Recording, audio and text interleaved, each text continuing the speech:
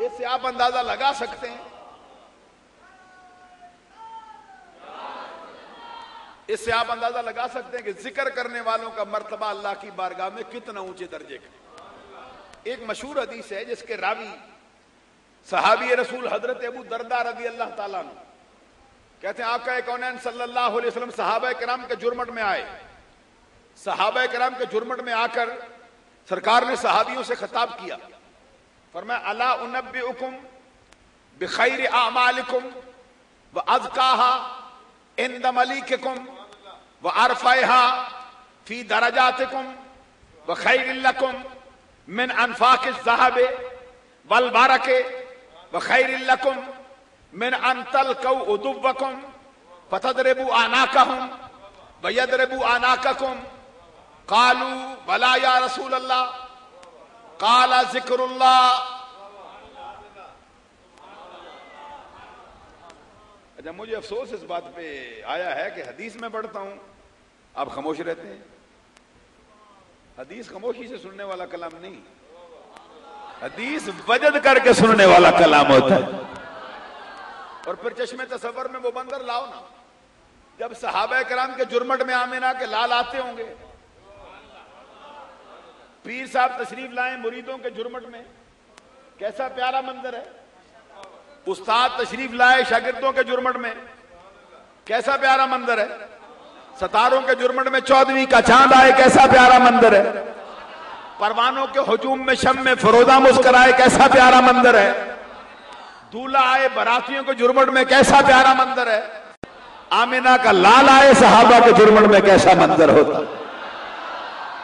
چشمے تصور میں ذرا اس کو اپنے سامنے لاؤ نا، جس تصور کو اعلی حضرت بھی سوچتے تھے اور آہیں بھر کے کہتے تھے جو ہم بھی وہاں ہوتے، خاک گلشن قدموں سے لپٹ کے لیتے اترن، مگر کریں کیا نصیب میں تو یہ نامرادی کے دل لکھے تھے، بچا جو ان کے طلبوں کا دوون، بنا وہ جنت کا رنگ و روغن، جنہوں نے دولہا کی پائی اترن، وہ پھول گلزار نور کے تھے، وہی تو اب تک چھلک رہا ہے، وہی تو جوبن ٹپک رہا ہے، نہانے میں جو گرا تھا پانی کٹورے تاروں نے بھر لیے تھے، اتار کر ان کے رخ کا صدقہ نور کا یہ بٹ رہا تھا باڑا، کہ چاند سورج مچل مچل کر جبیں کی خیرات مانگتے تھے۔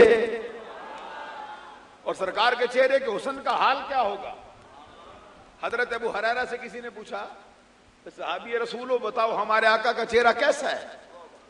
حضرت ابو ہریرہ کہتے ہیں تو نے میرے آقا کو دیکھا نہیں؟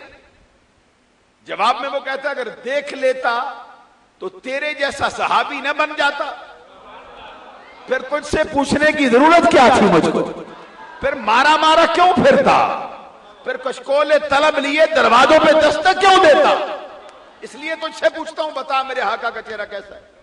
حضرت ابو ہریرہ بیٹھے تھے، کھڑے ہو گئے، چہرہ کعبے کی طرف کیا اور زبان سے کیا کہتے ہیں، واللہ باللہ ثم تاللہ کأن الشمس تجری فی وجہہ، اللہ کی قسم، اللہ کی قسم، اللہ کی قسم، سرکار کا چہرہ دیکھ کے ایسا لگتا تھا جیسے کائنات کا سورج اسی چہرے میں جاری رہتا ہے، اسی چہرے سے روشنی حاصل کرتا رہتا ہے۔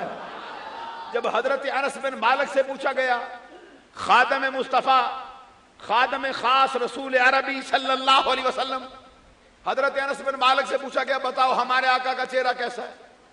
جواب میں فرماتے واللہ کأن وجہہ وارکۃ مصحف، اللہ کی قسم سرکار کا چہرہ دیکھ کے ایسا لگتا جیسے کسی نے قرآن کھول کر ہماری آنکھ کے سامنے رکھ دیا۔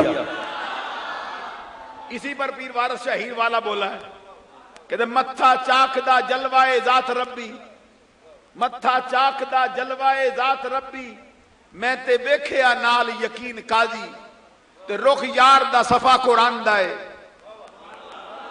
نور نبی ختم المرسلین قاضی، موڈے کملی تری مزملی دی، ہاتھ کھنڈی پھڑی یاسین قاضی، تے چھیڑو امتاں دے نبی پاک ہوئے، رانجے باج نہ مجی چرین قاضی، جنہ شک کیتا وہ گمراہ ہو گئے، پڑھ کے ویخ والد دوالین قاضی.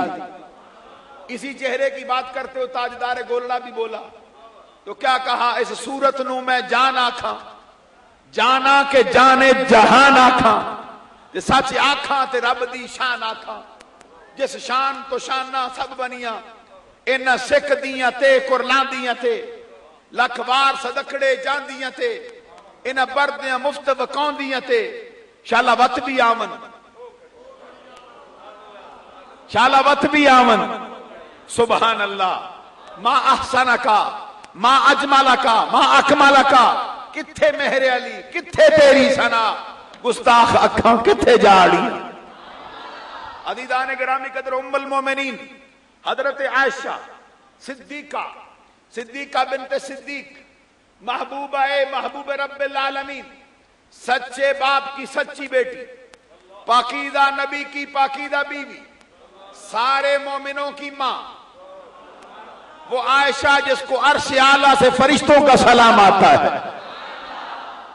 اس دھرتی پر آسمان کے نیچے پوری کائنات میں تنے تنہا خاتون حضرت عائشہ صدیقہ جن کی طہارت جن کی پاکیزگی جن کی پاک دامنی کی گواہی کے لیے رب نے مخلوق میں سے کسی کو تکلیف دینا گوارا نہیں کیا. تاریخ اسلام کا مطالعہ کرنے والے جانتے ہیں حضرت یوسف پر تہمت لگی رب ذوالجلال نے گواہی چھوٹے بچے سے دلوائی. حضرت مریم پہ تہمت لگی رب ذوالجلال نے گواہی دینے کے لیے ان کے لخت جگر حضرت عیسیٰ کو بولنے کا حکم صادر کر دیا.